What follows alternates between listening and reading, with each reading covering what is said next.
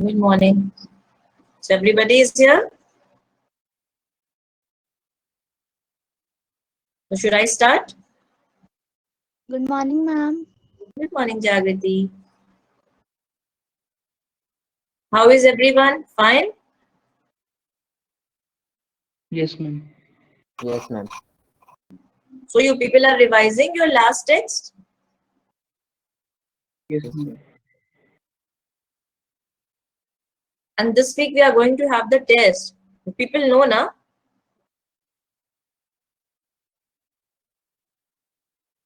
And you know the syllabus of test? No, ma'am. No, ma'am. Talking about botany.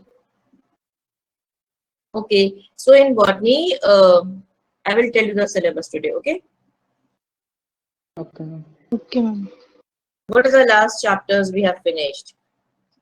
We have finished cell cycle and cell division, Yes, Anna? ma'am. Yes, ma'am. Yes, ma'am. anatomy Yes, ma'am. anatomy of plants, cell And cycle and cell cell division, and cell. Okay, Yes, these ma'am. three chapters will come in your text. Okay, Yes, so ma'am. be prepared. Okay, ma'am. Okay, ma'am. ज्यादा तो नहीं है? No, ma'am. No, ma'am. No, ma'am. Very good. पढ़ लीजिएगा अच्छे से और अच्छा दीजिएगा इस बार. Okay, so let's begin our class. Just a second.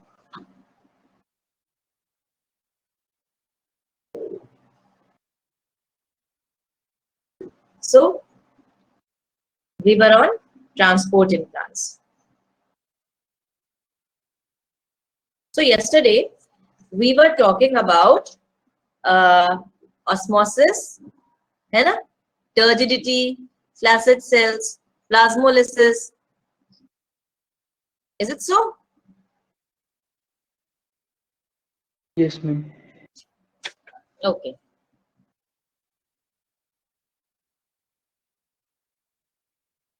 So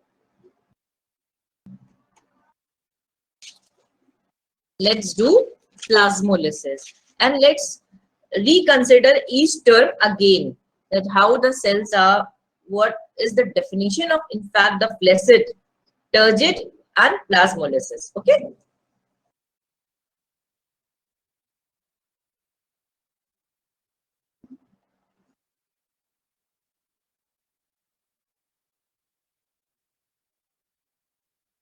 Yesterday I have told you what is osmosis. Anybody who will tell me the definition of osmosis in terms of water potential?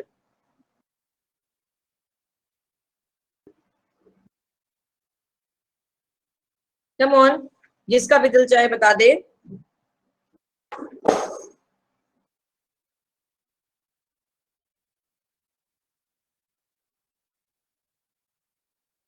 अच्छा भाई, water potential में दिल नहीं है तो solute के terms में बता दो.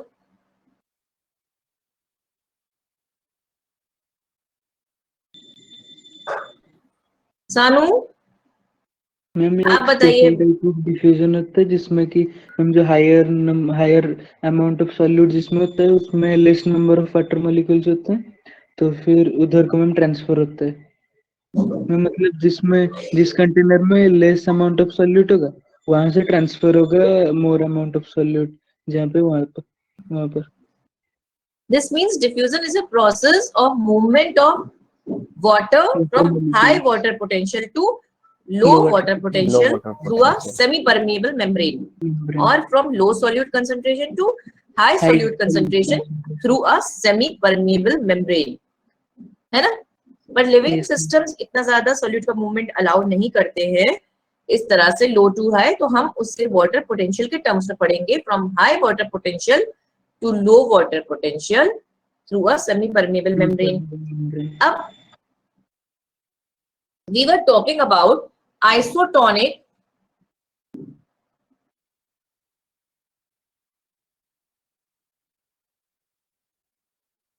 hypertonic. So these are the three terms which were yesterday discussing in the last of our class.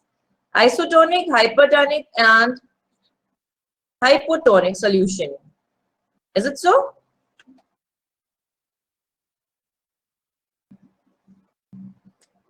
Yes, ma'am. Achha, what is isotonic solution? Achha, what happens when we place a cell in an isotonic solution or in hypertonic or in hypotonic? Now, Sanu will tell me about hypotonic solution. Hypo. Tell me better. Ma'am ma'am cell को जब hypotonic solution में डालेंगे तो cell के अंदर water enter हो जाएगा, तो सेल क्या हो जाएगी, स्वेल हो जाएगी, टर्जिट हो जाएगी. ओके, तो आज हम यही टर्म्स फिर से देखते हैं एक बार इन टर्म्स ऑफ प्लाज्मोलिसिस कैसे हो रही है. ठीक है.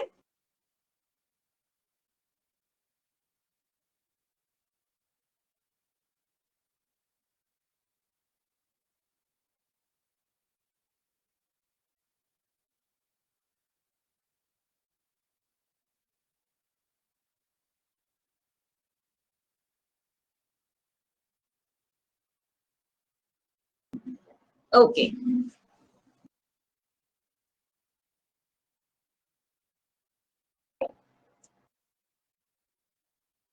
Okay. Very good.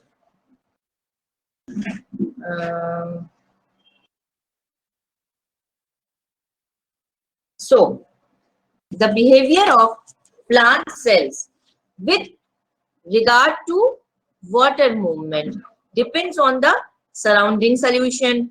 So, if the external solution balances the osmotic pressure of the cytoplasm, it's said to be isotonic. तो अब ये बात यहाँ पर सबसे पहले आई कि ऑस्मोटिक प्रेशर क्या है ना.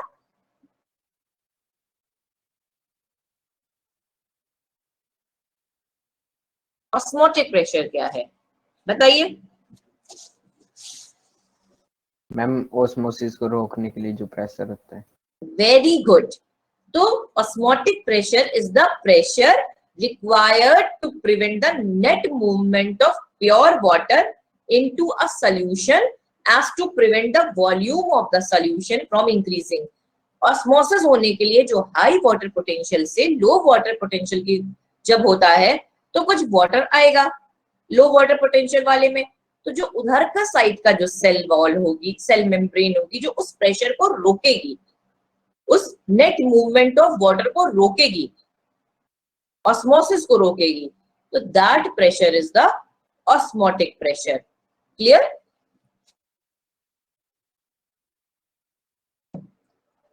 सो अब बात ये है कि इफ द एक्सटर्नल सॉल्यूशन, यहां पे मतलब सब कैसा रहेगा, 50-50 है ना,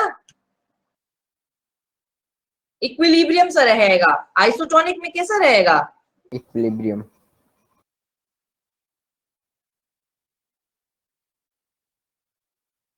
So if the external solution balances the osmotic pressure of the cytoplasm, it is said to be isotonic.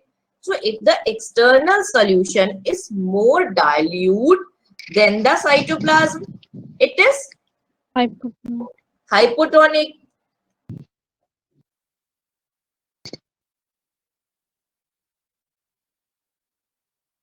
Okay, तो cells क्या होंगे, they will get swell. और अगर ज्यादा कैसा है, हाइपरटोनिक में कैसा है, साइटोप्लाज्म में ज्यादा होगा. if the More external concentrated. solution is more concentrated than the cytoplasm, then it is hypertonic. External solution जो होगा concentrated होगा ना, तभी तो अंदर का बाहर निकलने लगेगा. अब एक स्टेट है plasmolysis. Plasmolysis occurs when water moves out of the cell and the cell membrane of the plant cell shrinks away from its cell wall, जब वाटर बाहर जाने लगे और सेल मेम्ब्रेन श्रिंक कर जाए सेल वॉल से, the cell is said to be plasmolysed. कुछ ऐसी कंडीशन।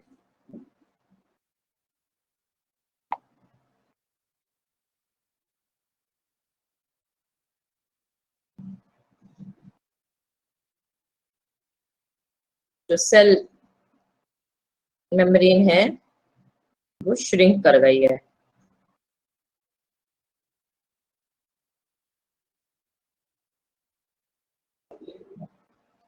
ये तो वैक्यूल था, ये न्यूक्लियस,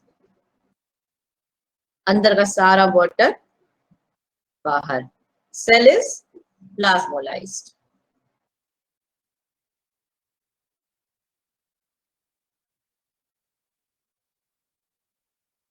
जब प्लाज्मोलाइसिस होने से पहले एक स्टेट थी, जब मैंने बोला था, क्या बोला था कि फ्लैसिडिटी आने लगती है, बोला था ना। Yes, ma'am. So cell is placed in a solution that is hypertonic, has more solutes to the protoplasm. Water moves out. It is first lost from the cytoplasm, then the vacuole. Plasmolysis में क्या रहा है, पहले cytoplasm से निकल रहा है, फिर बाद में बहुत ज्यादा हो गया तब वैक्यूल का भी वाटर बाहर निकल जाएगा। So water when drawn out of the cell through diffusion into the extracellular fluid outside of the cell causes the protoplasm to shrink away from the wall. The cell is said to be plasmolized. The water movement occurred across the membrane away from an area of high water potential to an area of low water potential outside the cell. ये चीज हो गई। अब एक situation है isotonic solution की, कि जहां पे नेट फ्लो जो हो रहा है वाटर का, क्या हो रहा है, कोई नेट फ्लो ही नहीं हो रहा है ना, क्योंकि इक्विलिब्रियम में ऑलरेडी। आइसोटोनिक में क्या है ना, बैलेंस है, दोनों तरफ वाटर पोटेंशियल, ना अंदर वाटर आ रहा है ना अंदर से वाटर बाहर जा रहा है। आइसोटोनिक की बात कर रही हूँ। प्लाज्मोलिसिस में आपने हाइपरटोनिक में डाल दिया, यही करा है ना। Yes ma'am. बोलो। तो प्लाज्मोलिसिस में आपने हाइपरटोनिक में डाल दिया, तब फिर क्या हुआ, सेल मेम्ब्रेन श्रिंक कर गई। पहले वहां से निकलेगा, बाद में, पहले कैसा निकलेगा, साइटोप्लाज्म वाला जो है नॉर्मली वो निकलेगा, जो वैक्यूल होता है उसका वाटर बाद में निकलेगा। अब there is a case when external solution balances the osmotic pressure of the cytoplasm. The cell is said to be in isotonic. When water flows into the cell and out of the cell, जब hypotonic में मान लीजिए हमने डाला एक situation और water अंदर भी आ रहा है और वाटर अंदर से बाहर भी जा रहा है। एक है कि अंदर का सारा वाटर बाहर निकलता रहा हाइपरटोनिक में डालने में, तब हो गई सेल की प्लाज्मोलिसिस। लेकिन उसी सिचुएशन में हाइपरटोनिक वाले में ही फिर से बात करें कि जो बाहर निकल रहा था और साथ में अंदर भी आने लगा, यानी क्या हो रहा है, when water flows into the cell and out of the cell and now they are in equilibrium, the cells are said to be flaccid. अब जो इक्विलिब्रियम की हमारी डेफिनेशन थी आइसोटोनिक की, वो हो गई नो नेट मूवमेंट। बात समझ में आई? यहां पे रह गया है नो नेट मूवमेंट। और जब मूवमेंट हो रहा हो लेकिन इक्विलिब्रियम में आ जाए,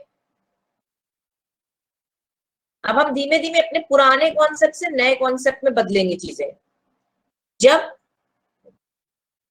मूवमेंट हो लेकिन अंदर भी उतना ही वाटर निकल रहा हो जितना बाहर आ रहा हो, तो नेट मूवमेंट ऑफ वाटर दोनों इक्विलिब्रियम में आ जाए, तब आपका सेल एक ऐसी स्टेट में आ जाता है जिसे आप फ्लैसिड बोलते हैं। फ्लैसिड से आज तक हम यही समझते थे कि सेल थोड़ा पिचक गया है ना, लेकिन वाटर पोटेंशियल के टर्म्स में क्या हो जाएगा, नेट मूवमेंट अंदर बाहर बराबर, जो अंदर आ रहा था मूवमेंट उतना ही वाटर का बाहर भी जा रहा है, तब आपकी सेल हो गई फ्लैसिड। लेकिन अगर आपने हाइपोटोनिक में डाला, वहां पर बात वही,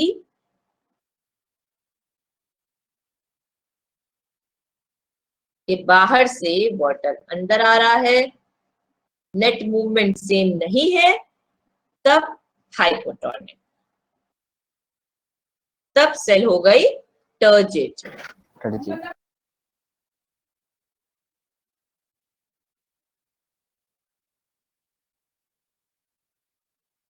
ये चीज सबको समझ में आ गई? Yes ma'am. अब जो कल मैंने सीड वाली बात बोली थी, रेजन्स में तो क्या था कि रेजन्स कैसी थी, उन्हें हाइपोटोनिक सोल्यूशन में डाल रहे थे तो रेजन में वाटर चला जा रहा था, टर्जिडिटी आ रही थी, यही हो रहा था ना रेजन्स में। Yes ma'am. अब Yes, जो मैंने ma'am. बोला था सीड्स के लिए बताऊंगी, इम्बाइबिशन। Yes, imbibition.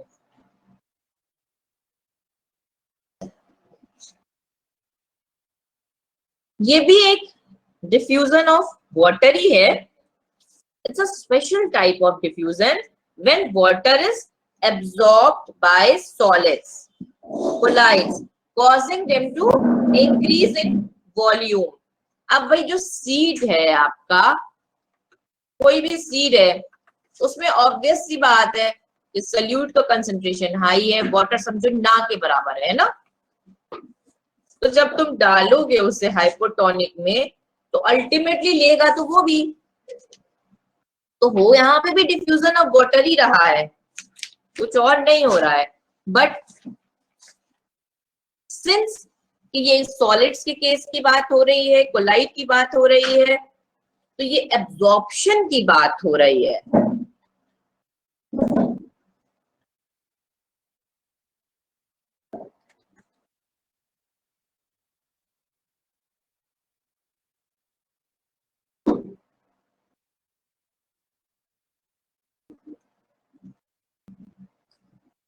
तो जो सॉलिड्स होते हैं, कोलाइड्स होते हैं, जैसे आपका सीड हो गया, ड्राई वुड हो गई, इन चीजों में होता है imbibition. So the pressure that is produced by the swelling of wood had been used by the prehistoric man to split rocks and boulders. If it were not for the pressure due to imbibition, seedling would not have been able to emerge out of the soil into the open. They probably would not have been able to establish themselves. As I have told you that imbibition is also diffusion, since water movement is along a concentration gradient. So seeds and such materials have almost no water, hence they absorb water easily. Water potential gradient between the absorbent and the liquid imbibe is essential for imbibition. एक water gradient होना बहुत important है, और दूसरी चीज एक ये भी बहुत इंपॉर्टेंट है कि जिस चीज में इम्बिबिशन होना है उसकी लिक्विड के साथ एफिनिटी कैसी है। For any substance to imbibe any liquid, affinity between the adsorbent and the liquid is also a prerequisite.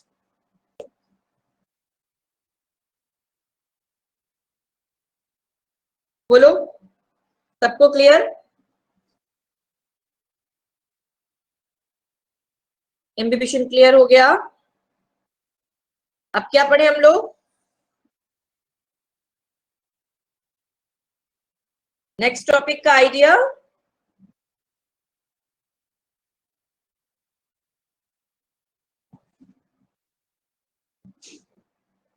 Manoj, आपको समझ में आ रहा है?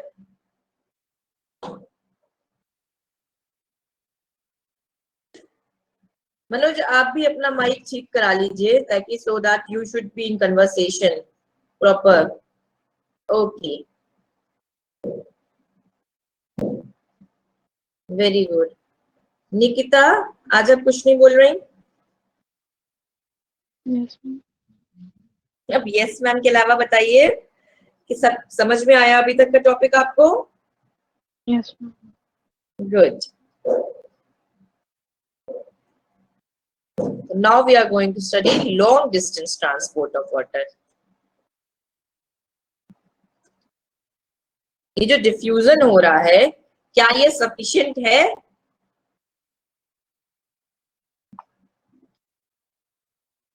बताओ बच्चों. लॉन्ग डिस्टेंस ट्रांसपोर्ट No, जो ma'am. होता है वाटर में, उसके लिए क्या डिफ्यूजन सफिशिएंट है? हाँ No, Pritam? ma'am. No, no. No ma'am. Okay, तो फिर कैसे होगा? Xylem और phloem. तो उसके लिए कुछ थ्योरीज हैं. कैपिलरी वाली Transportation. थ्योरी आ गई, मास फ्लो वाली आ गई, तो ये सब कुछ थ्योरीज है जो हम देखेंगे अभी. ओके,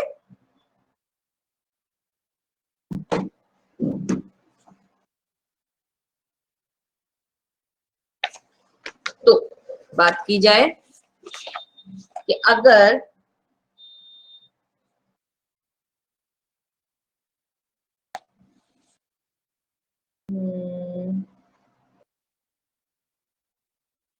अगर आपका प्लांट में डिफ्यूजन से ही खाली ट्रांसपोर्ट होता, तब क्या होता? डिफ्यूजन बहुत स्लो प्रोसेस होता है. डिफ्यूजन एक स्लो प्रोसेस होता है.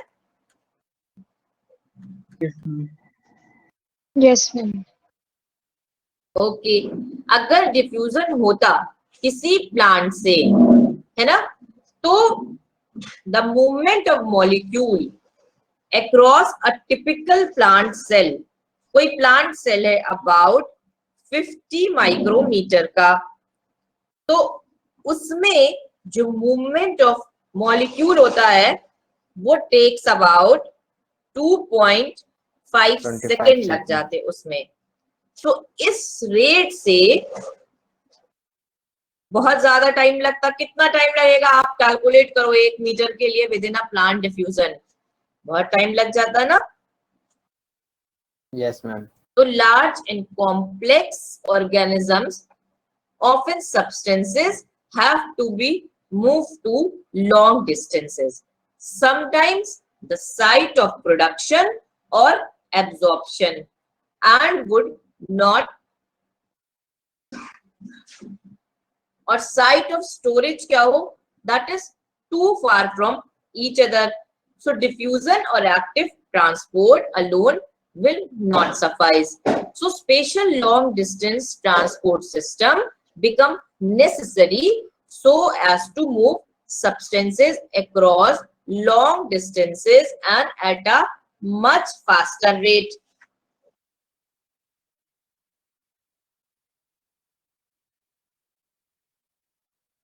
अच्छा, उससे पहले वी शुड नो कि सॉइल वाटर कैसा है. देखो,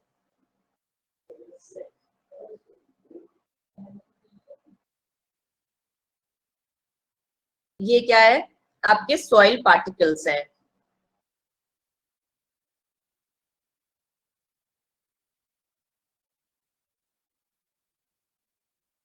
ठीक है,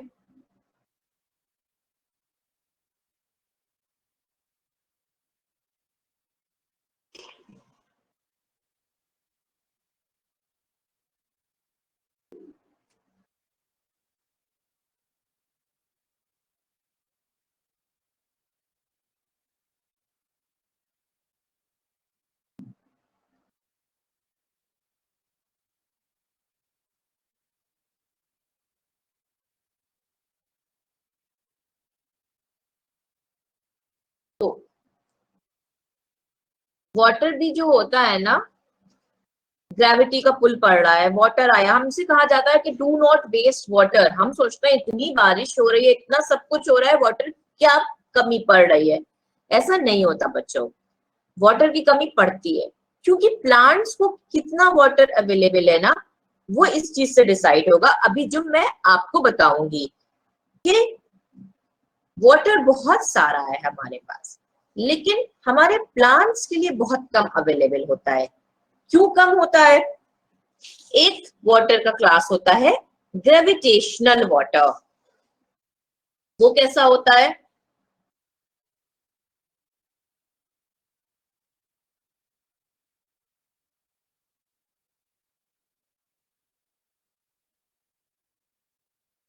वो वाटर जो होता है वो ड्रेन हो जाता है, ड्रेन डाउनवर्ड द सॉइल। जैसे बारिश का पानी आया और जो वाटर डायरेक्टली नीचे चला गया, कहां तक ड्रेन हो गया? वाटर टेबल तक चला गया पूरा। तो water table of a place differs in depth due to rainfall. भाई वाटर कहाँ पे शुरू हो रहा है? वाटर, जैसे हम लोग कहते हैं ना, सपोज कहीं आपके यहाँ कोई वाटर पंप लगाया गया, तो कहा गया कि यहाँ पे तो 25 फीट पर पानी अवेलेबल है, तो यहाँ पे 50 फीट पे पानी अवेलेबल है। ऐसा कहा जाता है ना कि बहुत गहराई में पानी अवेलेबल है। Yes ma'am. कुआं भी आप खोदते हो तो कहते हैं ना नीचे में पानी अवेलेबल है, तो वही होता है वाटर टेबल। तो ग्रेविटेशनल वाटर, बारिश हुई, पानी आया, एकदम नीचे तक चला गया, तो क्या प्लांट्स की रूट्स वहां तक जा पाएंगी? इतनी तो गहरी नो नहीं मैम। होती है कि वहां तक चली जाए। तो ऑब्वियस सी बात है कि ये आपका, ये जो एकदम नीचे चला गया, ये आपका ग्रेविटेशनल वाटर था। अब ये तो हमारे प्लांट्स के लिए अवेलेबल होगा नहीं। फिर उसके बाद क्या आया? हाँ, लेकिन एक काम साथ साथ जरूर कर देगा ये ग्रेविटेशनल वाटर, के जो मिनरल और न्यूट्रिएंट सॉइल में थे उनको ये वॉश करता हुआ ले जाएगा नीचे, और उस प्रोसेस को कहते हैं लीचिंग। कभी ये डेफिनेशन आ जाए कोई वर्ड तो ये चीज भी याद रखिएगा, लीचिंग, LEACHING। वाटर मिनरल्स को ग्रेविटेशनल वाटर अपने साथ वॉश करके नीचे ले जाता है। अब जब वो पानी नीचे जा रहा है, तो भाई कुछ पानी तो प्लांट्स, सॉइल भी सोचेगी रख ले, है ना, और कुछ पानी प्लांट्स के लिए भी रह जाता है। अब उसमें अब ग्रेविटेशनल वाटर हो गया।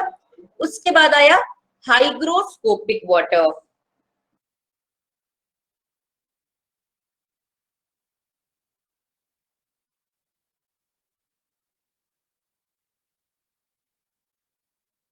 हाइग्रोस्कोपिक वाटर, अब इसमें क्या है?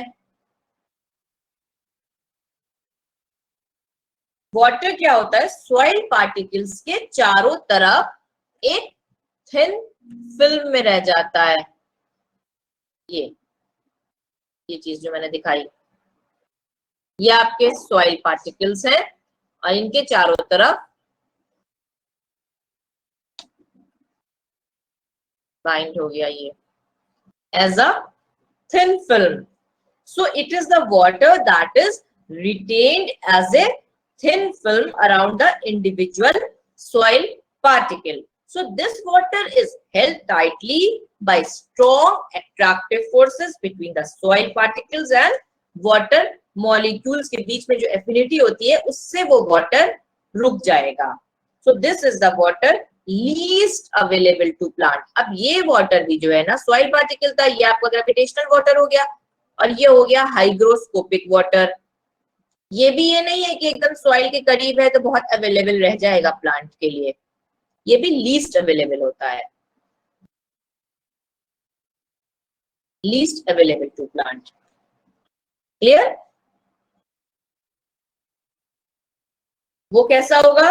and is generally the water left in the dry soil। जो सूखी मिट्टी में जो थोड़ा बहुत पानी रह गया है, बस ये वही वाटर होता है। तो क्ले सॉइल में हाइग्रोस्कोपिक वाटर 15% रहेगा, क्योंकि क्ले थोड़ी चिकनी होती है इसलिए, और सैंड तो बिल्कुल यूं ऊपर से डालो तो नीचे गिरती चली गई, यानी कि उसकी तो एफिनिटी और कम रही होगी सैंड की। तो सैंड सॉइल में तो हाइग्रोस्कोपिक वाटर 0.5% ही रहता है। अब एक तीसरा वाटर आया कैपिलरी वाटर। तो सॉइल के जो पार्टिकल्स होते हैं ना, उनमें कुछ फाइन पोर्स होती हैं, ठीक है।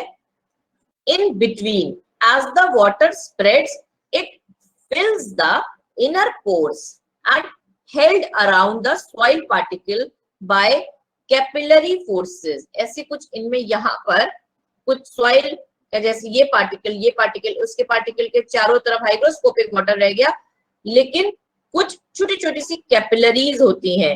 ये तो मैंने आपको बड़ा एनलार्ज फिगर दिखाई है। तो कुछ कैपिलरीज रहती हैं सॉइल के पार्टिकल के बीच में, उससे कहते हैं कैपिलरी वाटर। तो soil particles always have very fine pores in between them. As the water spreads, it fills that finer pores and is held around the soil particle by capillary forces against the force of gravity। एक suction pressure सा आ जाता है। So due to the high surface tension of water, it is this water which is readily available and is easily utilized by the plants। Plant की roots इसको absorb कर पाती हैं। तो क्ले की जो सॉइल है वो बहुत चिकनी मिट्टी है। तो clay soil being very fine textured soil holds much more water. Sand क्योंकि बिल्कुल जैसे बताया भुरभुरी रेत जो आप बोलते हो ड्राई होती है, बिल्कुल टेक्सचर अच्छा नहीं होता है, तो उसमें सबसे कम वाटर रुकता है। इसीलिए डेजर्ट्स में सैंड क्यों होती है, क्योंकि वहां पे वाटर रुकता ही नहीं है सैंड सॉइल की वजह से, और इसीलिए वहां पे डेजर्ट होता है। अगर रेनफॉल हुई भी तो वो नीचे चला जाएगा बिल्कुल ग्रेविटेशनल वाटर में, हाइग्रोस्कोपिक भी कम रहेगा और कैपिलरी तो बहुत ही कम रहता है वहां पे।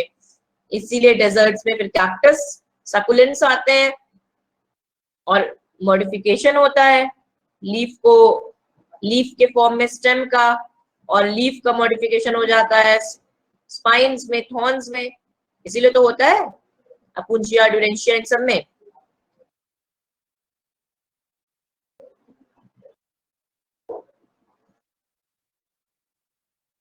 Wait, just wait a second. Wait a second.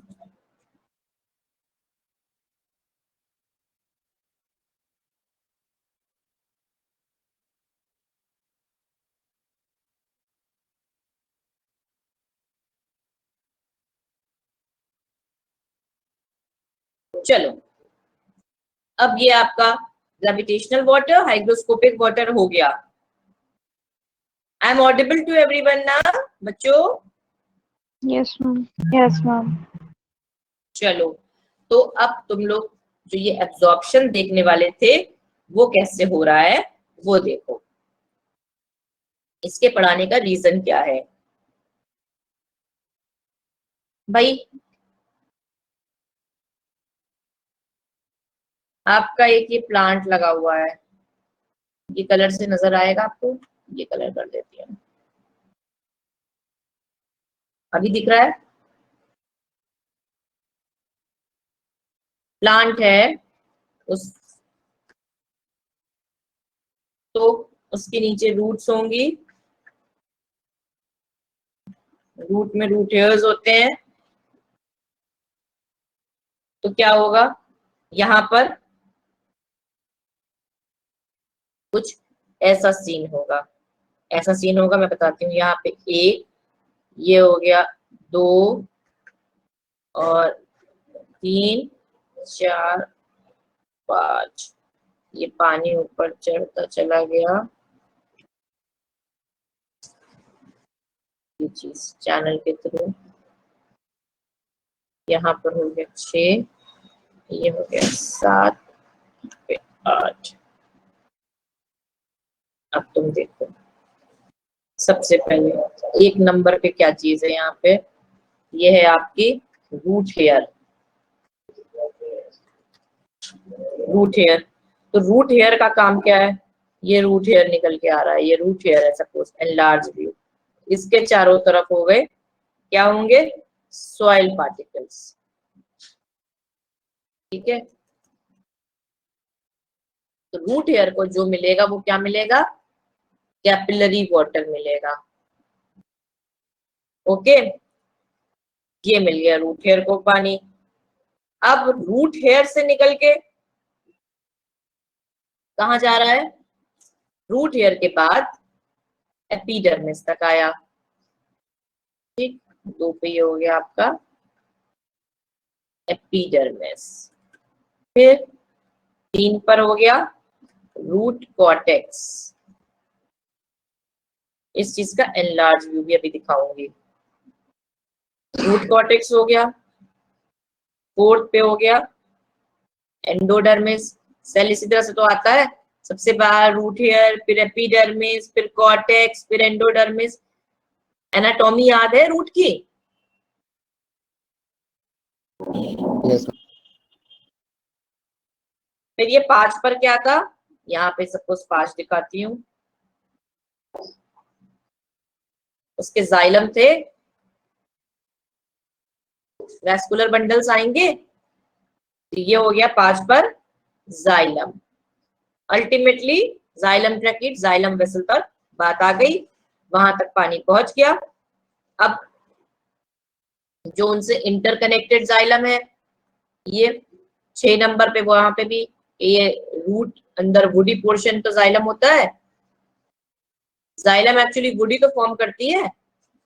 यहाँ चला गया पानी। 7 नंबर मैंने डिनोट किया है, पिटियोल तक पहुंच गया लीफ के। ठीक है, फिर 8 नंबर पे मैंने लीव्स दिखाई थी।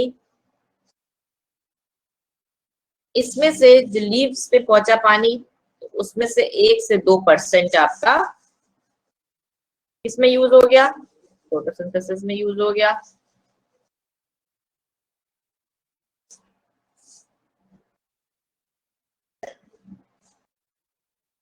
है ना। और 9th नंबर पे मैंने दिखाया था, ये जो 98 से 99% वाटर पूरा यूज हो जाता है ट्रांसपिरेशन में। इसमें जितना पानी आ रहा है 98 से 99% ट्रांसपिरेशन वापस से एटमॉस्फेयर में चला गया। देखो, अगर ट्रांसपिरेशन ना हो बच्चों, तो सेल हो जाएगी टर्जिड। ठीक है, सेल वॉल बर्दाश्त करती है, लेकिन एक हाइप होती है किसी भी चीज की ना, तो सारा प्लांट सेल अल्टीमेटली वहां पे भी बस्टिंग हो जाएगी, फिर बचेगा नहीं प्लांट। इसलिए होता है ट्रांसपिरेशन भी बहुत जरूरी, और साथ में हो जाता है गैसियस एक्सचेंज। अब एक फिगर है जो आपके एनसीईआरटी में दी हुई है, उसे भी देख लेते हैं। इसी चीज को, ये चीज तुम लोग देखो, मैं तुम्हें एनसीईआरटी की फिगर दिखाती हूँ। इसी चीज को एनलार्ज व्यू में आपकी एनसीईआरटी कुछ बताती है।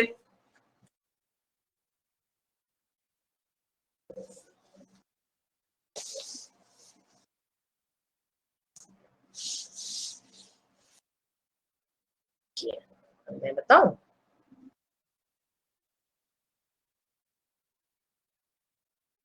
राइट टू लेफ्ट शुरू कर रहे हैं, तुम्हारी तरफ शायद लेफ्ट टू राइट दिखेगा।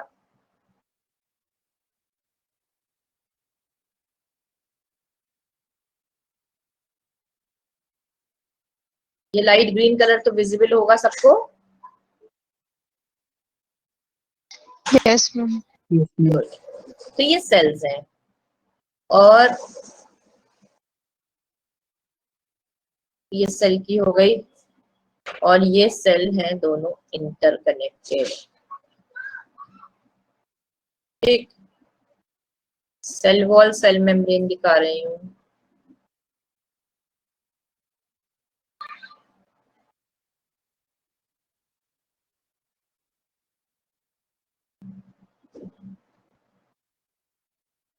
फिर इसके बाद भी कुछ सेल्स आए।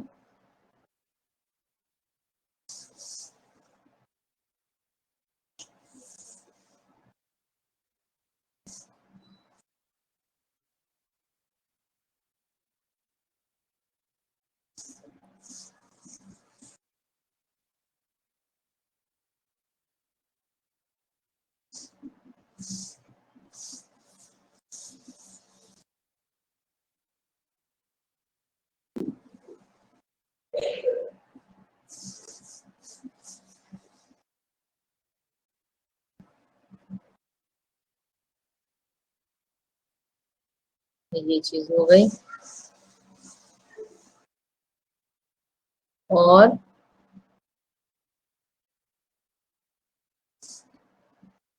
इनमें है कुछ आपस में इंटरकनेक्टेड भी है ये। यहाँ पे जो लाइट ग्रीन है वो नहीं रहेगा, ऐसे कर दे रही हूँ डार्क कलर से, ये इंटरकनेक्टेड है आपस में सेल्स।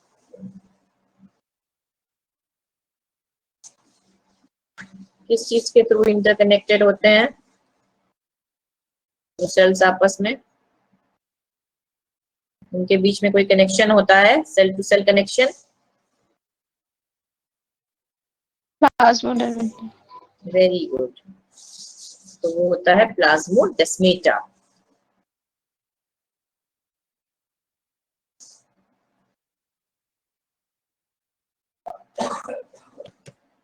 चलो, तो एक हुआ ये पानी आया, ये आ गया वाटर। तो सबसे पहले किस में आएगा? ये क्या चीज थी? एपिडर्मिस। एपिडर्मिस से आने के बाद ये क्या चीज है? सेल वॉल है। और ये इसका कॉर्टेक्स है, ये इसकी एंडोडर्मिस है, और ये इसकी पेरिसाइकिल है। ओके, और यहाँ पर दिख रहा है जाइलम। ये तो पता है कि जाइलम से पानी ऊपर जाने वाला है अल्टीमेटली। और ये जो व्हाइट से दिखाया है मैंने, ये दिखाई है कैस्पेरियन स्ट्राइप्स। तो कैस्पेरियन स्ट्राइप्स जो होती है वहां से पानी निकलेगा? No ma'am. क्यों नहीं निकलेगा? क्योंकि उनके ऊपर वैक्सी कोटिंग होती है, सुबेरिन होता है। तो पानी का जो पाथवे है ना, वो 3 तरह से चल रहा है। ठीक है, प्लांट्स कैसे वाटर एब्जॉर्ब करते हैं, हम इस चीज की बात कर रहे हैं कि रूट्स एब्जॉर्ब कर लेती हैं मोस्ट ऑफ द वाटर जो रूट्स के पास आता है। ठीक है, लेकिन once water is absorb by the root hair purely by diffusion, तो उसके बाद it can move deeper into root layers by 2 distinct pathways, apoplast और सिम्प्लास्ट। एपोप्लास्ट में क्या होता है कि water flows along and between the cell wall of adjacent cells. ये वाटर आया, जो दिखा रही थी ये वाटर आया, ये तो एपोप्लास्ट का पाथवे नहीं हो सकता। एपोप्लास्ट के लिए होगा ये वाटर आया, ये वाटर कैसे चला? Flows along and between the cell wall of adjacent cells, ये ऐसे चला। ठीक है, इस तरह से चला। अब तो बीच में कैस्पेरियन स्ट्राइप भी आ जा रही है। अब क्या होगा? यहाँ पर भी कुछ प्रॉब्लम आ जाएगी। So apoplast is the system of adjacent cell wall that is continuous throughout the plant except at the Casparian strip of the endodermis in the roots. तो apoplastic movement of water occurs exclusively through the intercellular spaces and the walls of the cells. Movement to the apoplast does not involve crossing the cell membrane. Cell membrane नहीं cross करता है। This movement is dependent on the gradient. The apoplast does not provide any barrier to water movement, and water movement is through mass flow. As water evaporates into the intercellular spaces or the atmosphere, tension develops in the continuous stream of water in the apoplast. Hence, mass flow of water occurs due to the adhesive and cohesive properties of water. Water के बीच में होता है कुछ adhesion और cohesion water molecules के बीच में। तो वो जो एडेशन और कोहेशन हो रहा है, जब साइड बाय साइड आपका ट्रांसपिरेशन हो रहा है, वाटर मूवमेंट, इवेपोरेट हो जा रहा है वाटर, तो यहाँ पर जो एपोप्लास्टिक पाथवे है, यहाँ पर कुछ एडिशन और टेंशन की कंडीशन आ जा रही है। So, as water evaporates into the intercellular spaces or the atmosphere, the tension develops in the continuous stream of water in the apoplast. Hence, mass flow of water occurs due to adhesive and cohesive properties of water.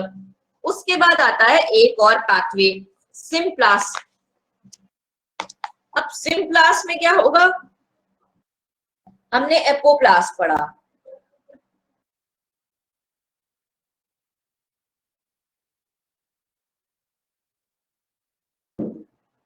ये इस वाले colour से denote किया है। उसके बाद हम एक और दूसरा पाथवे देखने जा रहे हैं, वो है सिम्प्लास्ट।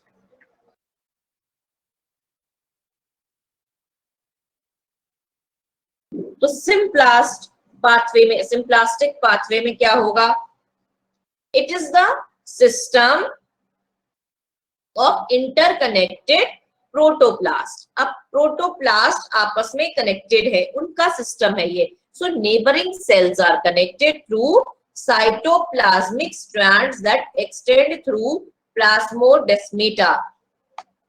आपको ये पता है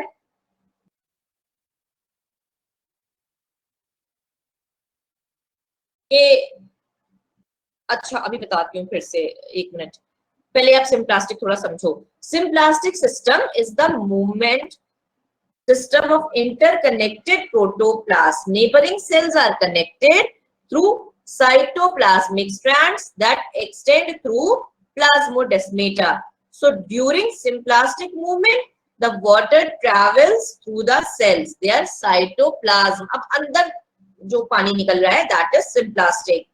Intercellular movement is through the plasmodesmata. ये वाटर आपका आया, ये वाला, ये वाटर, और ये जो निकल गया प्लाज्मोडेस्माटा के थ्रू। ये कैसी पाथवे हो गई, सिम्प्लास्टिक पाथवे हो गई। सेल टू सेल निकलता जा रहा है ये वाटर, ये चीज जो निकल रहा है आपका, ये सिम्प्लास्टिक पाथवे है। तो जो इंटरकनेक्टेड साइटोप्लाज्मिक strands है, that are called as plasmodesmata. So water moves through the cell, that is their cytoplasm.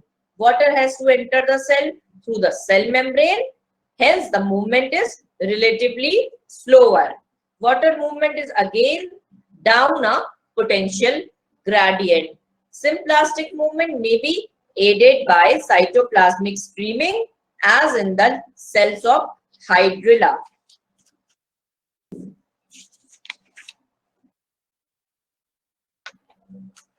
अच्छा,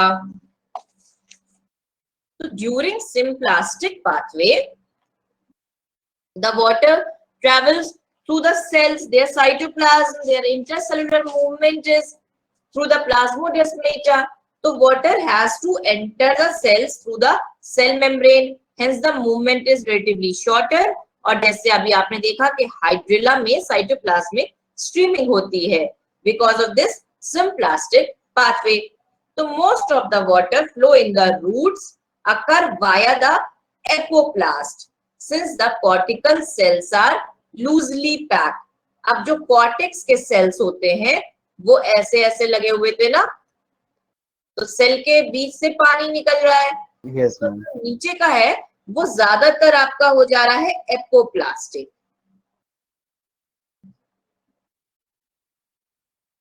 उसके बाद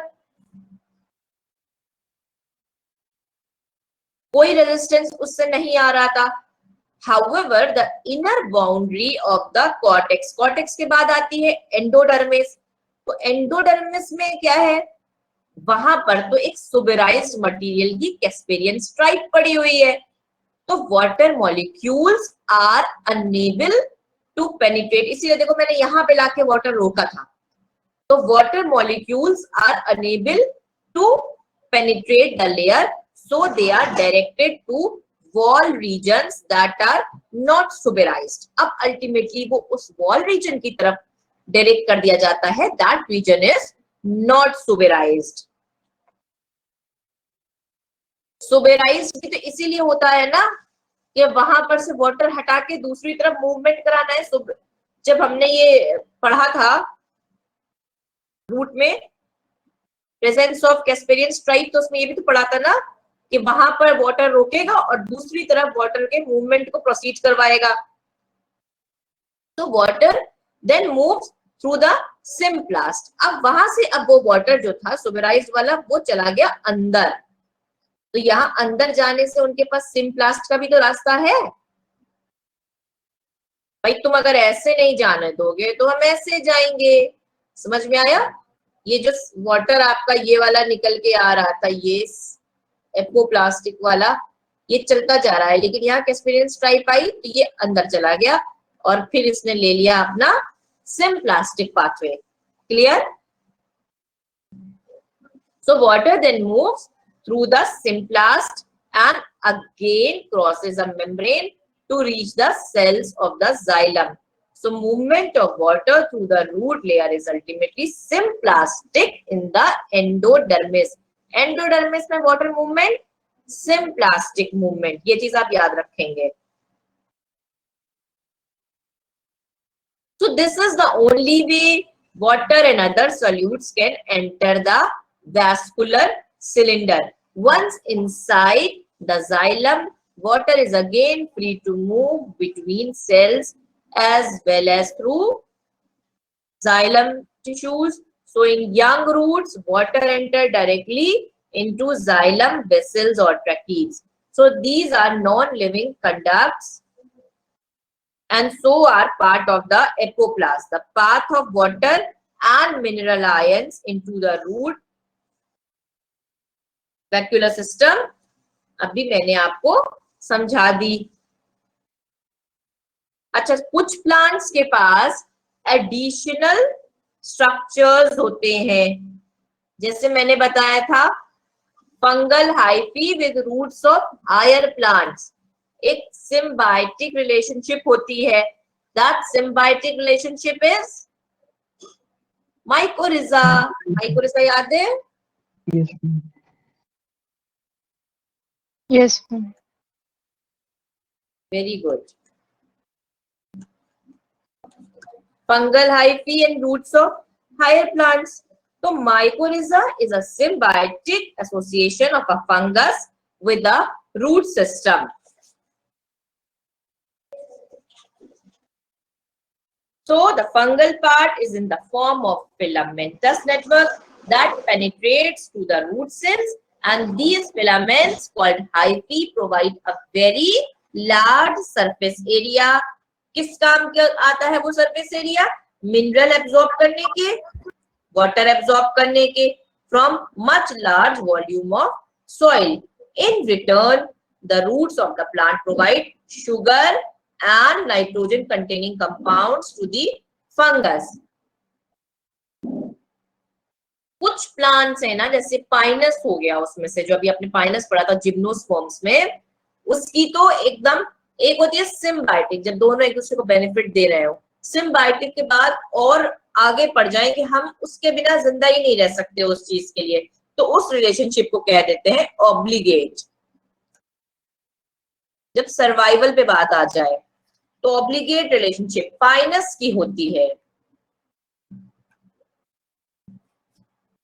सिम्बायोटिक रिलेशनशिप पाइनस की होती है माइकोरिजा के साथ। तो पाइनस के सीड्स भी जर्मिनेट नहीं कर सकते, एस्टैब्लिश नहीं कर सकते खुद को without the presence of mycorrhiza. अब water movement up a plant through a xylem कैसे होगा, इस चीज को प्रूफ करने के लिए कई थ्योरीज आई, जिसमें से एक थ्योरी थी रूट प्रेशर थ्योरी। आप लोगों को कुछ थ्योरीज का आइडिया है? दूसरी थी कैपिलरी थ्योरी,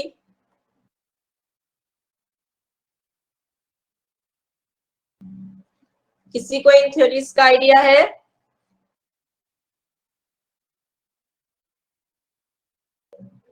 नो मैम। मैं बताती हूँ मैम।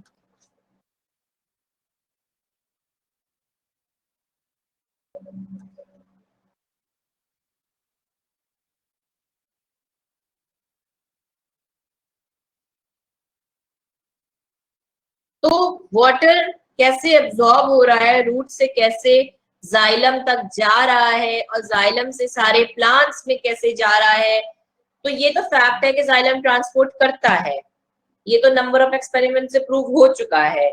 लेकिन जो एसेंट हो रहा है, वाटर का एसेंट ऊपर जाने का प्रोसेस कैसे हो रहा है, इसके लिए number of theories put forward की गई। उनमें से जो मोस्ट इंपॉर्टेंट थ्योरीज है, I am going to discuss them with you. That is root pressure theory. Let's begin with this root pressure theory. Root pressure theory में क्या होता है कि xylem sap extrudes from the cut end of the trees. ये आपने देखा है कि जब अगर ट्रीज को कट करो तो जाइलम का सैप निकलने लगता है from the cut end of the stem of trees और herbaceous plant. So this pushing up of xylem sap is due to root pressure. Root में एक जो प्रेशर आ रहा था, तो root pressure develops ranges from 3 to 5 atmosphere, which is just sufficient to push the water up to few meters only. कुछ metre तक root pressure ऊपर लेके जा सकता है पानी। So the root pressure is a result of an active process that is involving expenditure of energy. It has been tested by treating the root with a metabolic poison which stops exudation from the cut end. So cell accumulate minerals by active absorption against the concentration gradient. So this leads to lowering of water potential and increasing the pressure inside the xylem. This positive pressure is called root pressure. This pressure brings the inward movement of water into the cell. Water then moves by osmosis from cell to cell towards the xylem, and by this pressure water is pushed up to small heights. Cell to cell osmosis से connect होता जाएगा। पहले आएगा एक root pressure develop होगा, फिर वो inward movement of water करवाएगा सेल में, फिर उसके बाद सेल टू सेल ऑस्मोसिस के through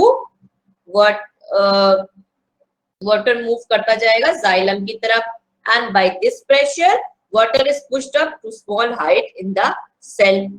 So the hydrostatic pressure generated by root pressure has been seriously questioned. क्यों?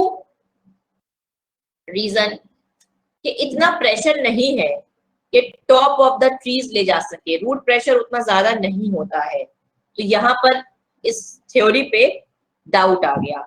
तो root pressure has been found to be absent in conifers, जो ये वाले आपके प्लांट्स होते हैं, फाइनस देवदार टाइप के, some of which are tallest trees. तो वहां पे रूट प्रेशर की बात ही नहीं आ सकती, फिर इतना तो होता नहीं है रूट प्रेशर। तो actively transpiring plants and tall trees do not generate. जब वाटर लगातार निकलता ही जाएगा तो रूट प्रेशर फिर भी नहीं आ पाएगा इतना, तो वहां पर भी रूट प्रेशर नहीं आएगा। Though the root pressure generated is not sufficient, it is said to be contributing factor in many plants, especially herbaceous plant. Root pressure theory fail हो रही है पूरा टॉल तक पहुंचाने में, लेकिन जो हर्बेशियस प्लांट्स छोटे छोटे होते हैं वहां पे थोड़ा बहुत रूट प्रेशर कंट्रीब्यूट करती है। ब्लीडिंग, एक चीज देखी गई है, ब्लीडिंग। ब्लीडिंग क्या होती है? इंसान में तो होती है कि कट जाए तो खून निकलने आने लगता है। At time when certain plants are cut, pruned, tapped or wounded, this plant sap flows from the cut end और the surface with a considerable force, वहां पर भी सैप जो है एक फोर्स के साथ गिरने लगता है।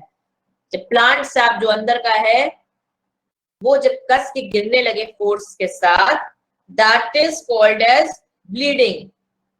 So this phenomena is seen in many land plants, particularly अंगूर की जो बेल हो गई, grape vine, some palm trees, sugar, maple, etc. So the sap that flows during bleeding contains sugar in addition to many organic and inorganic salts. ये पूछा जा सकता है कि ब्लीडिंग में जो सैप निकलता है उस सैप में क्या होता है, उस सैप में होते हैं शुगर्स,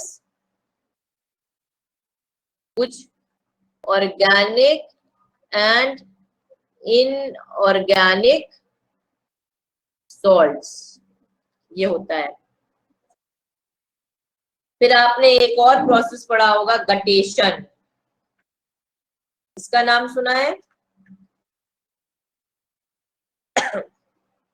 गटेशन तो सुना होगा सबने। Yes. तो क्या होता है बच्चों कि जो रूट प्रेशर आ रहा है वो नाइट के टाइम बहुत ऑब्जर्व होता है, अर्ली मॉर्निंग में जाके देखो जब इवेपोरेशन लो होगा। अब क्योंकि जब इवेपोरेशन बहुत तेजी से होता जा रहा है तब रूट प्रेशर इतना काम नहीं कर रहा है, लेकिन जब रात के वक्त सनलाइट इतनी है नहीं, स्टोमेटा इतने ओपन नहीं हो रहे हैं, उस टाइम पे जो रूट प्रेशर है वो जब एक्सुडेशन ऑफ सैप होगा ना, वहां से एक स्पेशल पोर्स होती हैं हाइडाथोड्स, वहां से जहाँ पे वेन एंड हो रही है होती है स्पेशल पोर्स होती हैं, उन्हें कहते हैं हाइडाथोड्स। ये नाम याद रखो, हाइडाथोड्स। वहां से जब सैप आने लगे ना उसे कहते हैं गटेशन। डेफिनेशन के फॉर्म में बता देती हूँ कि इफेक्ट ऑफ रूट प्रेशर आपने देखा नाइट में और अर्ली मॉर्निंग में, जब इवेपोरेशन बहुत लो हो गया, फिर एक्सेस वाटर ड्रॉपलेट्स के फॉर्म में कलेक्ट हो गया around special opening of veins near the tip of grass blades में भी देखा गया, मोनोकॉट में भी देखा है ये चीज। तो such water loss in its liquid phase is known as guttation. The plants in which transpiration is low and the root pressure is high, छोटे पौधे, the liquid water is seen at the vein ending. Guttation is frequently seen occurring at night in herbaceous plants that grow under conditions of high soil moisture and high atmospheric humidity. अब इतना पानी है, transpiration भी नहीं हो पा रहा है, ह्यूमिडिटी बढ़ी हुई है, नीचे भी पानी है, तब क्या होगा? It occurs through special pour, hydathode, जो कि उनके वेन्स के करीब होंगी और वहां से ड्रॉप्स निकलने लगेंगी। जैसे ये हर्बेशियस प्लांट है नास्टोशियम, इसका नाम सुना है? प्लांट का नाम है, ये बहुत अच्छा एग्जाम्पल होता है गटेशन के लिए। इसमें ये लीफ लगी हुई है, ये इसकी वेन्स जा रही हैं। मैंने बताया कि वेन से करीब स्पेशल पोर्स होती हैं जिन्हें आप हाइडाथोड्स कहते हो, ठीक है? हाइडाथोड की पोर है। अब इस पोर से पानी की जो है ड्रॉपलेट्स निकलने लगेंगी, ये गटेशन हो जाएगा, ठीक है? तो ये कॉमन होता है यंग ग्रास सीडलिंग्स में, ट्रॉपिकल रेन फॉरेस्ट में, due to dim light and high humidity. तो टोमेटो क्या था आपका? लाइकोपर्सिकम एस्कुलेंटम और नास्टूशियम।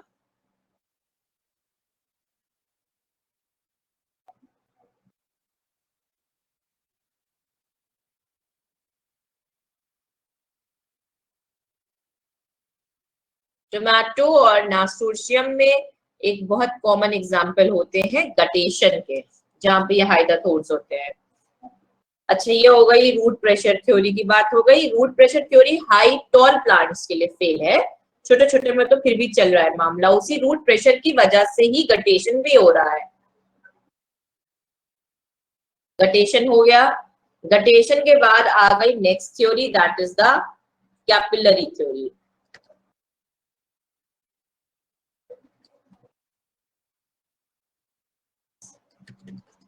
कैपिलरी थ्योरी में क्या हो रही है, ये भी छोटे ही प्लांट्स के लिए, इसका भी है स्मॉल साइज प्लांट्स में ही इसकी पॉसिबिलिटी है कि कैपिलरी जो होती है, कैपिलैरिटी प्रेशर एक होता है, उसके थ्रू ही water uptake is possible only in small size plant.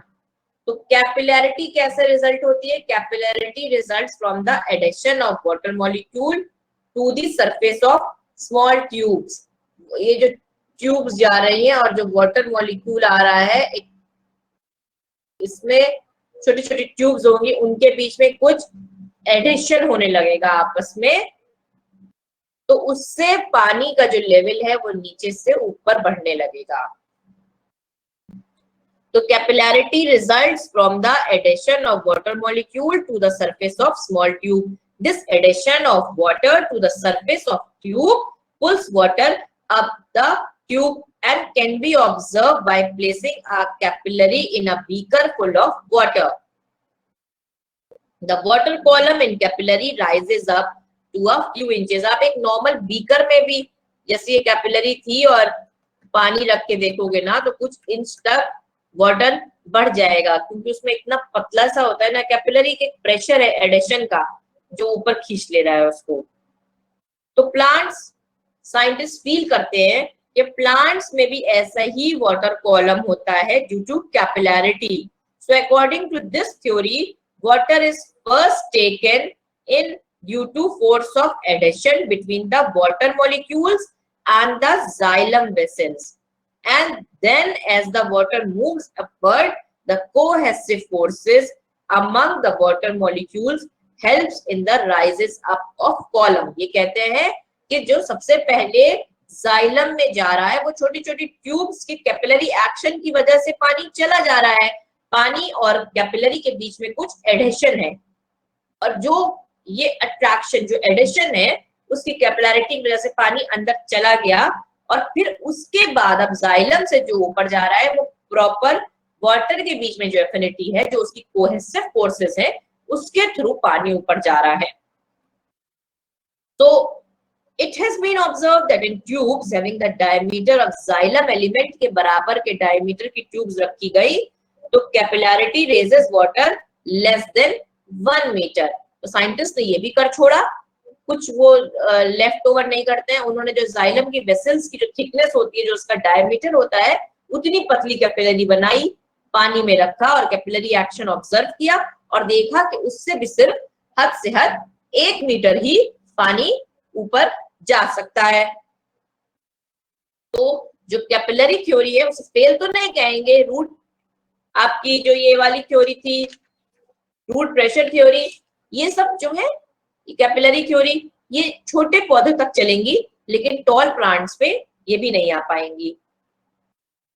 फिर तीसरी थ्योरी आई आपकी कोहेशन टेंशन, या फिर ट्रांसपिरेशन पुल भी बोलते हैं इसे।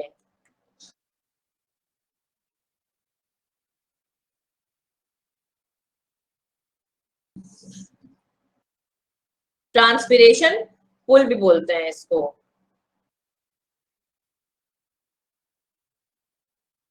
ये दी थी, बहुत नाम सुना होगा तुमने, डिक्सन एंड जॉली, सुना है?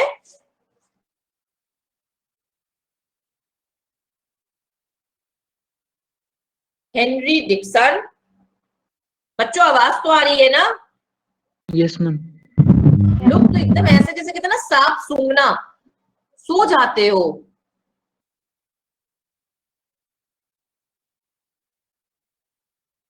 क्या तुम लोग को नींद आने लगी है? तो बोलो तो ब्रेक दे दूं। नींद आने लगी है तो दे दूं 2 मिनट का ब्रेक, जाके मुंह धो के आ जाओ।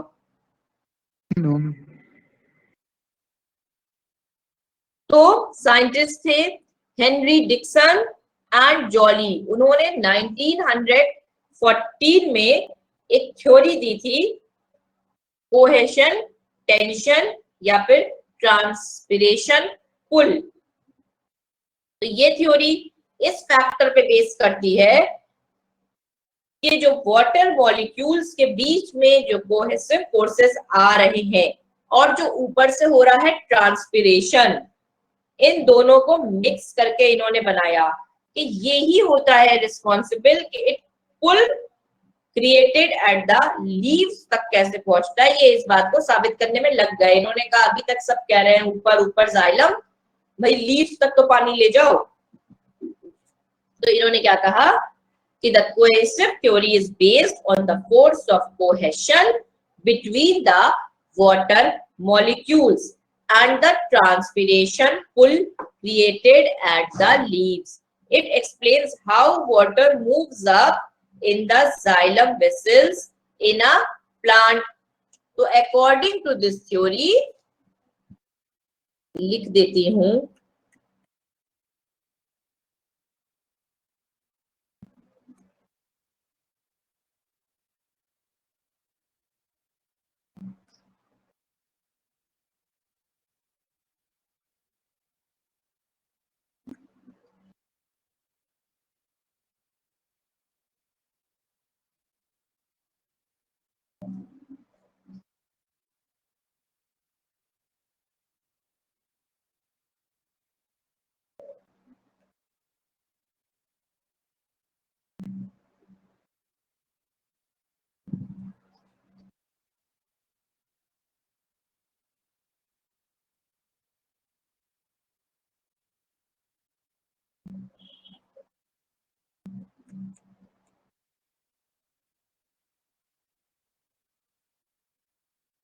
क्या है ये थ्योरी कि जो driving force for the movement of water is a water potential gradient generated by transpiration. इसीलिए इसको ट्रांसपिरेशन पुल थ्योरी भी कहते हैं। वाटर के बीच में एडिसिव फोर्स तो काम कर ही रहा है, लेकिन जो उसको पुल मिल रहा है वाटर को ऊपर जाने के लिए, वो एक ग्रेडियंट जनरेट हो जाता है वाटर पोटेंशियल का, जो आप लोगों ने पढ़ा। और वो ग्रेडियंट क्यों जनरेट हो रहा है? Because of transpiration. ट्रांसपिरेशन हो जाएगा बच्चों अगर किसी सेल से, कोई भी सेल है उससे ट्रांसपिरेशन होने का मीनिंग क्या होता है कि बाहर हो गया वाटर पोटेंशियल ज्यादा। एटमॉस्फेयर का वाटर पोटेंशियल कैसे बताऊं, ये एटमॉस्फेयर का वाटर पोटेंशियल ज्यादा हो गया है ना। बताओ इसमें क्या होगा, कहाँ का वाटर पोटेंशियल ज्यादा होगा? एटमॉस्फेयर का तो ज्यादा होगा।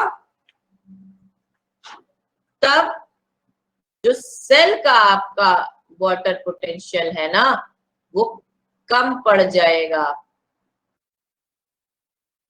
तो तब क्या होगा, जब सेल का कम पड़ेगा वाटर पोटेंशियल ट्रांसपिरेशन होने की वजह से, तो सेल प्लाज्मोलिसिस नहीं होगी, नीचे से पानी आ रहा है, तब ये दूसरे सेल से पानी लेगा। यही तो करेगा कि कुछ और करेगा? कुछ और करेगा तो मुझे समझाओ।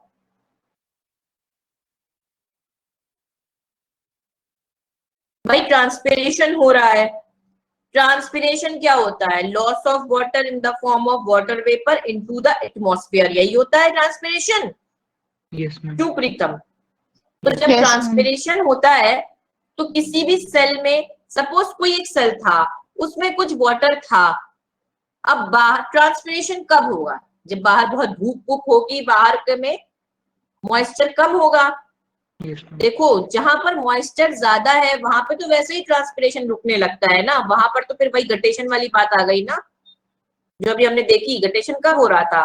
छोटे प्लांट्स में हो रहा था भले, लेकिन वो तभी हो रहा था ना, रात में हो रहा था जब ट्रांसपिरेशन नहीं हो रहा था, और जब बाहर ह्यूमिडिटी थी तभी गटेशन हो रहा था।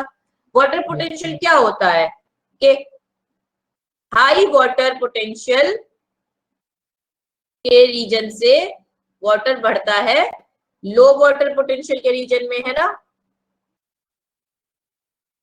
यही तो होता है। तो अल्टीमेटली बाहर में कम था, सेल का वाटर पोटेंशियल ज्यादा था, तो उसने बाहर को पानी दे दिया वाटर वेपर के फॉर्म में। अब जब इसने दे दिया तब इसका वाटर पोटेंशियल कम हो गया कि नहीं हो गया? तो भाई उसका बगल वाला सेल बोला कि तुम परेशान मत हो, मैं अपना दे देता हूँ, तो उसने अपना वाला वाटर इधर दे दिया। तो ऐसे ऐसे करते हुए, और वाटर के बीच में भी अपना कुछ फोर्स होता है जिससे वो अट्रैक्ट एक दूसरे को चिपका रहे होते हैं वाटर मॉलिक्यूल्स, उसे कहते हैं एडिशन, कोएशन, ये सब चीजें। तो साथ में आ गया हमारा ये ट्रांसपिरेशन का पुल भी। इसी वजह से दो चीजें इस थ्योरी में डाली जा रही है, एक के वाटर के बीच में जो कोहेशन टेंशन चल रहा है वो वाटर मॉलिक्यूल्स के बीच में, प्लस साथ में जो हमारा ट्रांसपिरेशन हो रहा है उससे जो ट्रांसपिरेशन पुल बन रहा है।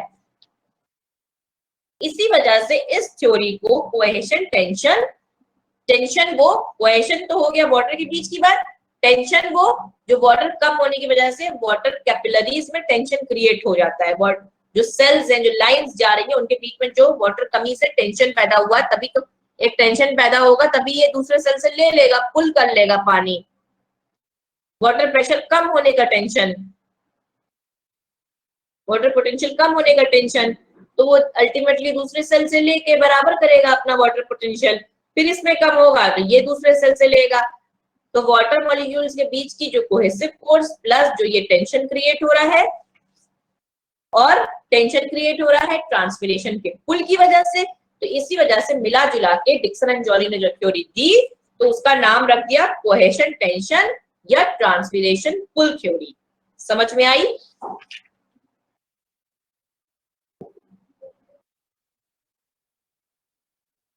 समझ में आई कि नहीं बात मेरी?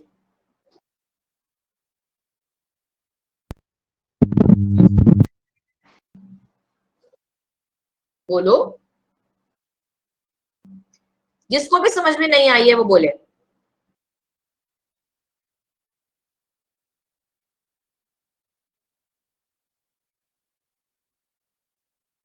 या सीरियसली नींद आ रही है?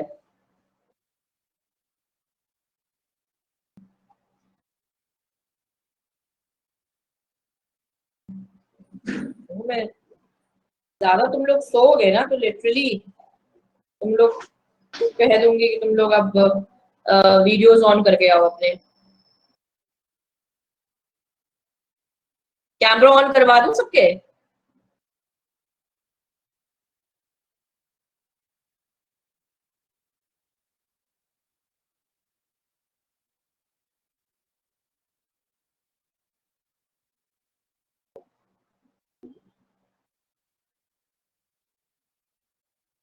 क्या हो गया, ब्रेक चाहिए? Jagriti, Manjani, no Arshita, ma'am, no ma'am. क्या हो गया तुम लोग को, चुप क्यों पड़ गए हो? मैम आपने ही तो बोला था जिसको समझ ना आए वो बोल ले। अच्छा, और जिसको समझ में आ गया वो नहीं बताएगा मैम को कि हमें समझ में आ गया है? हम बोला था ना यस मैम। बोला था? अच्छा, मुझ तक आवाज नहीं आई तो मैं एकदम टेंशन में कि सारे सो क्यों गए, ये क्या है, इतना बोरिंग है ये।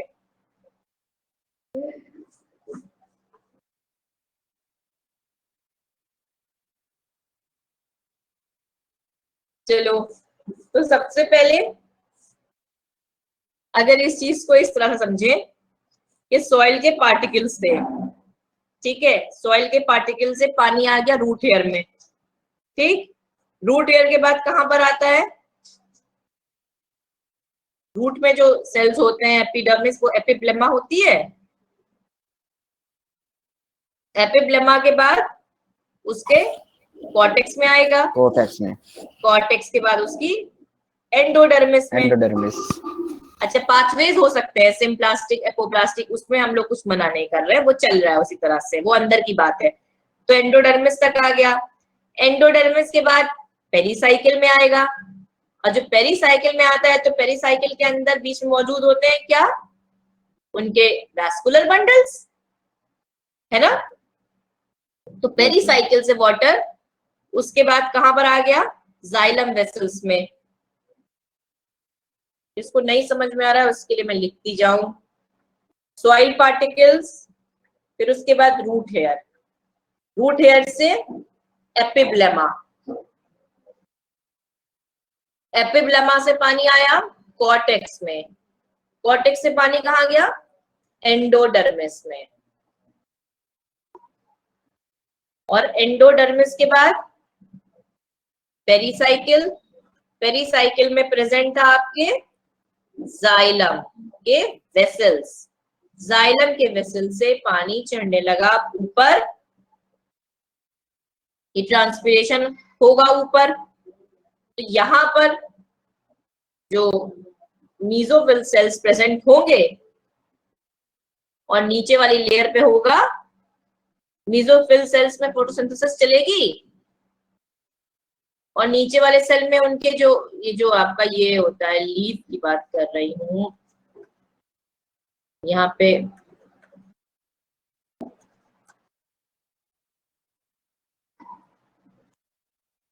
ये नीचे में स्टोमाटा प्रेजेंट्स है लोअर एपिडर्मिस पे, यहाँ से वाटर वेपर निकलने लगी और ये कुछ एयर कैविटीज भी थी, तो ये जो प्लांट था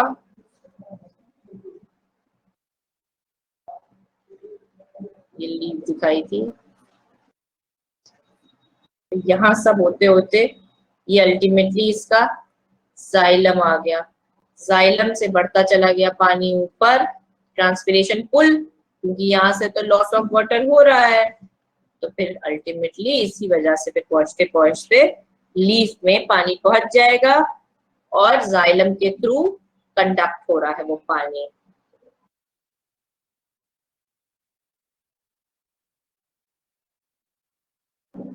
तो अगर इस ऑर्डर में देखें तो क्या हुआ स्टेप बाय स्टेप, सबसे पहले हो गई चीज evaporation of water from leaf surface, leaf surface से वाटर का हो गया इवेपोरेशन, ट्रांसपिरेशन हो गया,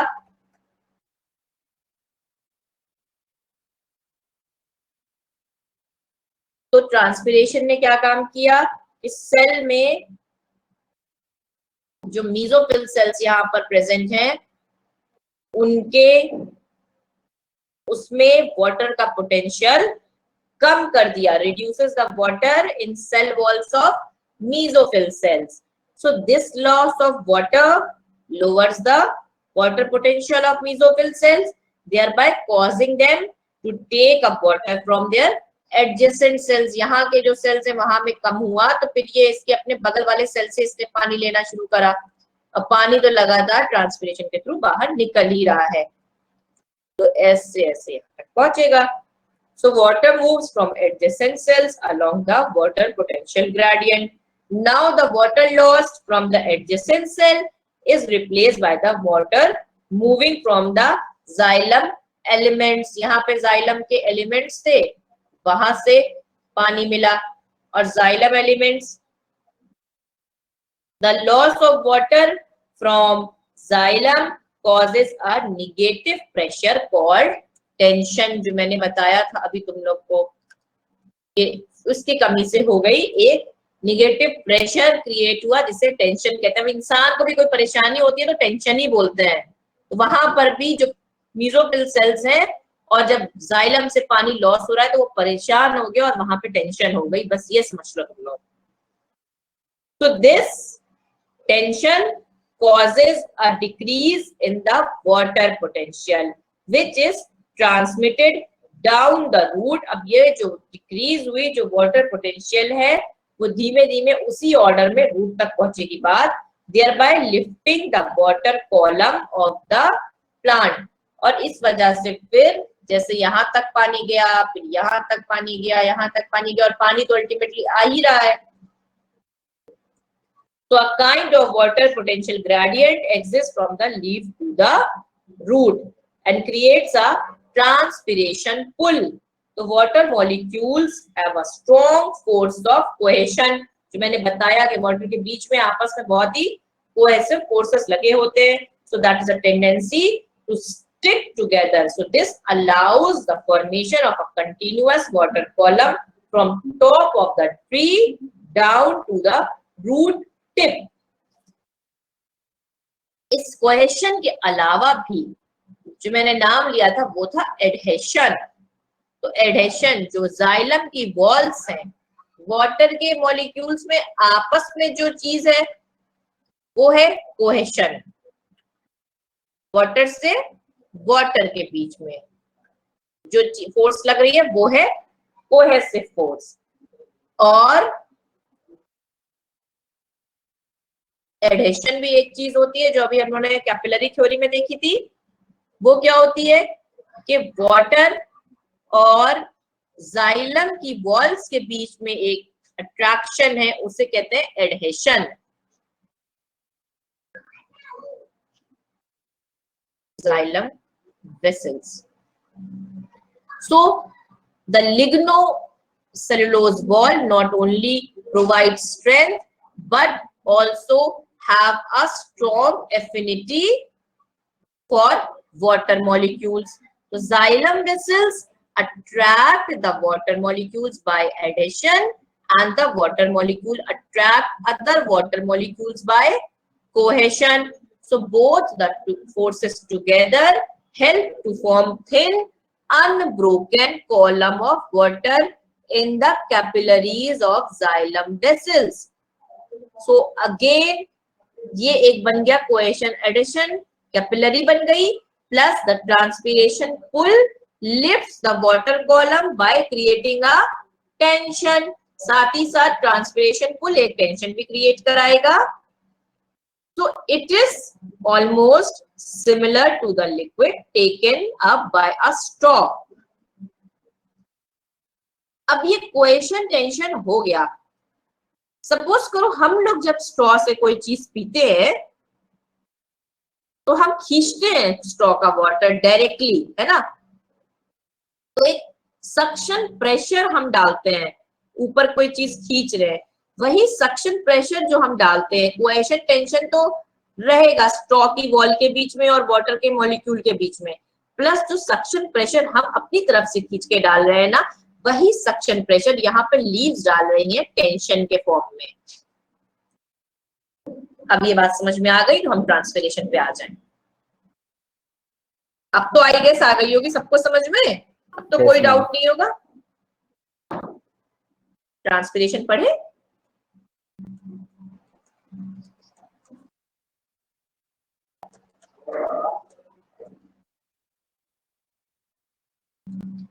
चलो, एक मेरा कोई प्यारा सा बच्चा ट्रांसफिरेशन बताए।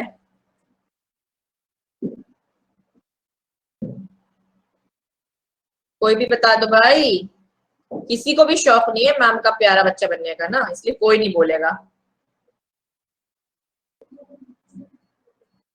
ट्रांसफिरेशन कुछ ज्ञान दीजिए। अब तो पक्का तुम लोग के ना, मतलब मैं कैमरे ही on करवाऊंगी। Transpiration is the process of loss of water by the plants. In the form of Water vapors. good. तुम लोग को सुबह की क्लासेस में नींद आती है तो सुबह की क्लास हटवा दूं, या सुबह पढ़ने का मन नहीं होता क्या? बोलो हर्षिता। हाँ सानू, तुम बोलो क्या बोलने वाली थी।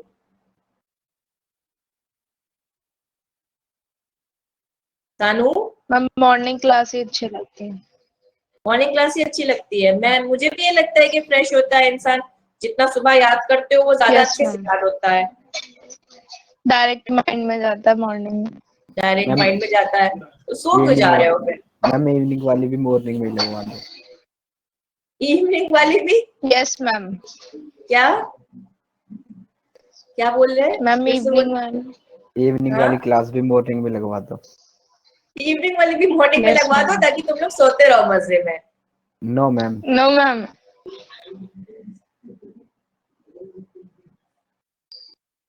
तो सो मच, फिर तुम लोग अच्छे से कन्वर्सेशन में रहो तभी तो मैम को पता चलेगा कि भाई बच्चों को समझ में आ रहा है। चलो ट्रांसपिरेशन पढ़ लेते हैं हम लोग, ठीक है।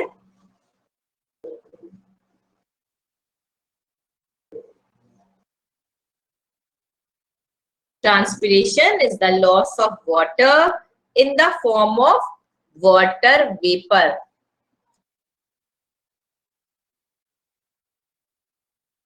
from the aerial parts of plant.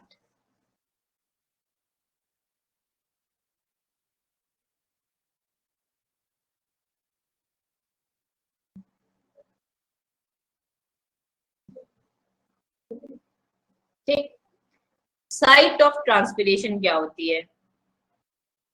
Transpiration में अकर फ्रॉम दीज साइट्स। कहां से होता है ट्रांसपिरेशन? 3 जगह पे हो सकता है। एक स्टोमाटा की साइट पे, ठीक, सबको पता है ना। मोनोकॉट्स में कैसे स्टोमाटा होते हैं?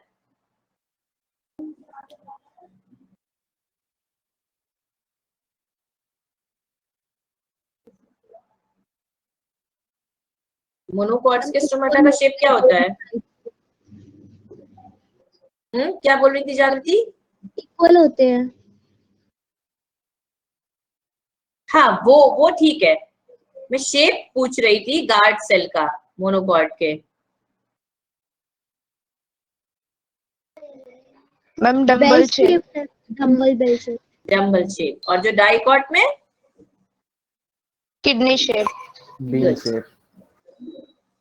बीन शेप, ठीक, भूलो मत पुराना। एक हो गया स्टोमेटल ट्रांसपिरेशन, एक हो गया क्यूटिकुलर ट्रांसपिरेशन, और एक और चीज हो गई लेंटिसिल ट्रांसपिरेशन, लेंटिकुलर ट्रांसपिरेशन। तो 3 साइट पे ट्रांसपिरेशन हो सकता है। स्टोमेटल ट्रांसपिरेशन जो कि 90% ट्रांसपिरेशन होता है प्लांट्स में। तो स्टोमेटा क्या होती है? माइन्यूट पोर्स या ओपनिंग्स होती है in the epidermis of the leaf and green stem. They are generally numerous in the lower epidermis, so they allow water vapor to escape through stoma, the minute opening between 2 guard cells. ये इसकी जो physiology है guard cell वाली with subsidiary cells, ये मैं आपको पढ़ा चुकी हूँ ना? यस मैम, एनाटॉमी पढ़ाया। यस मैम, एनाटॉमी में पढ़ाया था, तो इस चीज को रिपीट नहीं करेंगे, बस इतना ये चीजें जान लेते हैं स्टोमेटल ट्रांसपिरेशन और ये सब, इसकी फिजियोलॉजी नहीं रिपीट करेंगे। So they are generally numerous on the lower epidermis. They allow water vapor to escape through stoma, the minute opening between 2 guard cells. The stomatal transpiration भी आपको हम पढ़ा चुके हैं, ये बात हो गई अभी क्लियर। अब आ गया क्यूटिकुलर ट्रांसपिरेशन। क्यूटिकुलर ट्रांसपिरेशन क्या होता है? जो क्यूटिकल लगी होती है ना लीफ के ऊपर, उस एरिया से जब हो तब कहते हैं क्यूटिकुलर। तो it is the transpiration through the cuticle of the epidermis cells of leaves and stem. So it rarely exceeds 5% of the total water loss. जो टोटल वाटर ट्रांसपिरेशन से लॉस हो रहा है उसमें से रेयरली 5% क्यूटिकुलर के through हो रहा है। So it varies with the thickness of the cuticle. So thicker the cuticle, lesser is the transpiration. Transpiration का मतलब क्या हो रहा है? यहाँ पे जो हम बात कर रहे हैं वाटर लॉस से हम बात कर रहे हैं कि एरियल पार्ट्स ऑफ प्लांट से जो वाटर लॉस हो रहा है in the form of water vapour, हम सिर्फ उसकी बात कर रहे हैं। उसके 3 मोड्स हो सकते हैं। एक तो आपका स्टोमेटा, जो 90% वाटर होता है वो स्टोमेटल पोर के थ्रू लॉस होता है। उसमें से ही कुछ जो वाटर 100% एब्जॉर्ब हो रहा है, तो पहले तो हमें ये पता है कि 100% एब्जॉर्ब होता है, सिर्फ 2% ही फोटोसिंथेसिस में यूज होता है ना, अबाउट 1 to 2%। उसमें से भी जो अब 98 रह गया, मान लो 2% यूज हो गया, उस 98% में से अबाउट 88 से 90%, अब इस 98 को हम 100 कंसिडर कर लेते हैं ना, कि अब ये जो भी आया ट्रांसपिरेशन के लिए दैट इज द 100%, उस 100% का 90% जो हो रहा है वो स्टोमेटल ट्रांसपिरेशन के थ्रू हो रहा है, उस 100% का जो 5% है वो क्यूटिकुलर ट्रांसपिरेशन, जो ऊपर की क्यूटिकल लगी हुई है, ये एपिडर्मल सेल्स से इसके ऊपर एक थिक क्यूटिकल थी, इस एरिया से जो वाटर लॉस हो रहा है in the form of water vapour that is about 5% only. ठीक, उसके बाद मैंने आपको बताई थी कि परमानेंट ओपनिंग पोर्स रहती हैं that is called as lenticels, wood में बताई थी। तो it is the evaporation of water through lenticels. जो लेंटिकुलर ट्रांसपिरेशन है वो कहां से हो रहा है, लेंटिसल से हो रहा है, वो बार्क पर होती है, बताया था एनाटॉमी में। सेकेंडरी ग्रोथ जब आ जाती है स्टेम पर, डाइकॉट स्टेम्स में तो बार्क आती है, बार्क के ऊपर इस तरह से कुछ परमानेंट ओपनिंग पोर्स की that are called as lenticel. तुम लोग सब सो जाओ, भूल जाओ। Yes ma'am. No ma'am. क्या नो मैम, नहीं सोए हो ना, यही ना कि भूल गए हो? यस मैम, नहीं सोए इसलिए। अच्छा, तो ये इवेपोरेशन ऑफ वाटर होता है थ्रू लेंटिसल्स। तो lenticels are the minute pores present on the bark, तो they contain loose parenchymatous tissue with lots of air spaces through which water vapor can escape। तो ये तीन हो गए आपके। तो सबसे ज्यादा नॉर्मली क्योंकि 90% स्टोमेटा के थ्रू ही हो रहा है, इसीलिए हम स्टोमेटल ट्रांसपिरेशन की ही बात कर रहे हैं। फिर से भाई, जो अगर लोग भूल गए हैं या उस क्लास में जो सो रहे थे उनके लिए बता दिया जाए, अगर डाइकॉट में स्टोमेटा कैसा था, किडनी शेप था, और उनके चारों तरफ ये सब्सिडरी सेल्स लगे थे।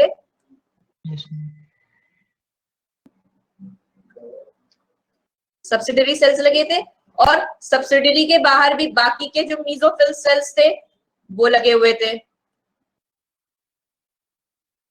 ये क्या हो गया, guard cell, yes epidermal cells, ये हो गए सब्सिडरी सेल्स, ये बीच में हो गई स्टोमेटल पोर। और यही हमारी जब मोनोकॉट्स थे तो यहाँ पे कैसे स्टोमेटा थे, dumbbell shape, very good, yes. और उनके भी कैसे लगे हुए थे, कुछ इस तरह के सब्सिडरी सेल्स लगे थे। Yes ma'am, yes ma'am. Good, तो इनकी ये स्टोमेटल पोर हो गई। तो इस तरह से बात हो गई। फिर ये हो गया आपका ट्रांसपिरेशन। फिर ट्रांसपिरेशन नेसेसरी भी है and is a necessary evil, क्योंकि लगातार वाटर की रिक्वायरमेंट रहती है, और नेसेसरी है कि गैसेस एक्सचेंज हो रहा है। तो ये चीजें हम डिस्कस करेंगे in our next class. Okay okay ma'am. और नेक्स्ट क्लास में कुछ सोएगा नहीं मैम, आज भी नहीं सो रहा था। हाँ, आज भी नहीं सो रहा था, लेकिन बस एक चले गए थे किसी और दुनिया में। No ma'am. चलो ठीक है, so bye bye for today, see you in the next class. Thank you ma'am. Thank you ma'am. Bye bye बच्चों।